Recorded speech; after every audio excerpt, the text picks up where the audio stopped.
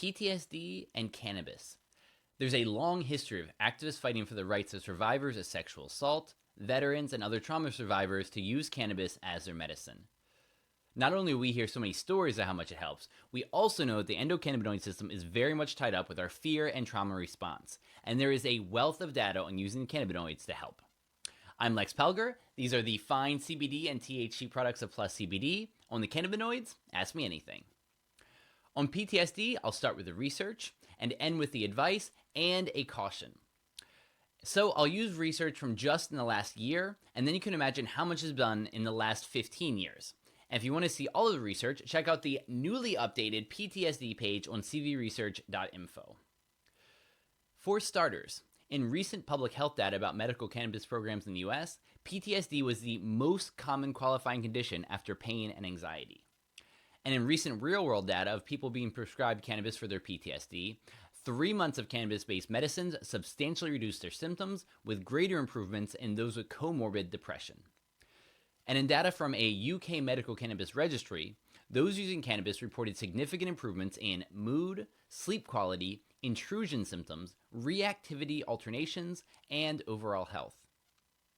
A survey of over 500 US veterans found that using cannabis for PTSD allowed them to reduce their medication usage, such as opioids, and 90% of them reported cannabis giving them a greater quality of life.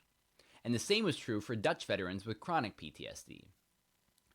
Interviews with Canadian veterans had them reporting improvements in their overall quality of life, sleep, mood, pain, and relationships. That's a big one. And in this small study of people with PTSD, they reported something you hear often, a reduction of nightmares and improved sleep quality. The same thing was found in a diary study about CBD-rich hemp extracts helping with sleep. Finally, and perhaps most convincingly, this meta-analysis of 36 different trials covering 4,000 patients found that cannabis users experienced significantly greater improvements than non-cannabis users. And all of those studies were only half the studies in the last year alone. All of this makes sense because even one low dose of THC helps with fear memory processes, both acutely and 1 week after administration. And we know that for people with trauma, they have lower levels of the cannabinoid CB1 receptor in their amygdala, which is the region of the brain that responds to threats, as well as higher blood and hair levels of anandamide, which is the first known endocannabinoid neurotransmitter. And in humans watching scary films, their stress levels are correlated to the endocannabinoid levels in their saliva. And when you expose humans to a threat, they have jumps in their levels of anandamide as well as 2-AG, which is the second known endocannabinoid neurotransmitter. And it's not just the endocannabinoids, but the regulation of your genes as well. In a mouse model of PTSD, CBD alleviated their PTSD-like behaviors via changes in the expression of over 60 genes, especially those related to the fear response. Overall, there's hundreds of papers and animal models that have worked out some of the mechanisms of how THC and CBD lower the fear response and reduce activation to triggers, technically known as fear memory extinction. With your fear and anxiety responses heavily modulated by the endocannabinoid system, that's why people are using cannabinoids to work with their body's own natural system of homeostasis and balance. So, the evidence abounds, and you should see all the comments in that last viral video to get a sense of how important cannabis and CBD are to people with PTSD. So, what's the practical advice? To begin, don't start with THC. Take a lot of CBD for a week or two, 100 milligrams a day if you can, in a full spectrum hemp extract, because then you're also microdosing THC and getting your body used to it. Then, when you do finally start with low levels of THC, 1 to 2 milligrams a day. And when you do so, then you have that protective blanket of that huge anti-anxiety effect of CBD to help protect you from THC perhaps causing a panic with its psychoactive effects. After that, there's 2 things to know.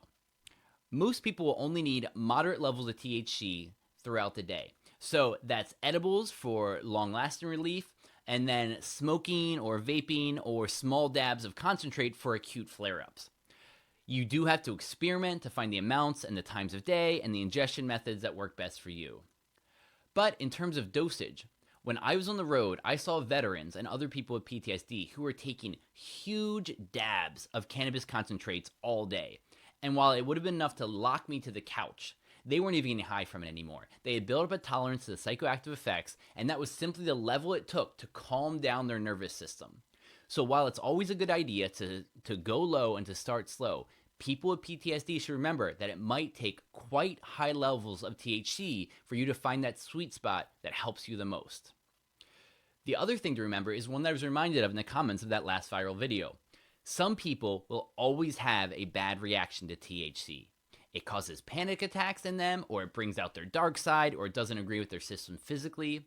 With everyone's system being so different and everyone having a different endocannabinoid system, this will not agree with everyone. CBD probably will, but not necessarily for THC.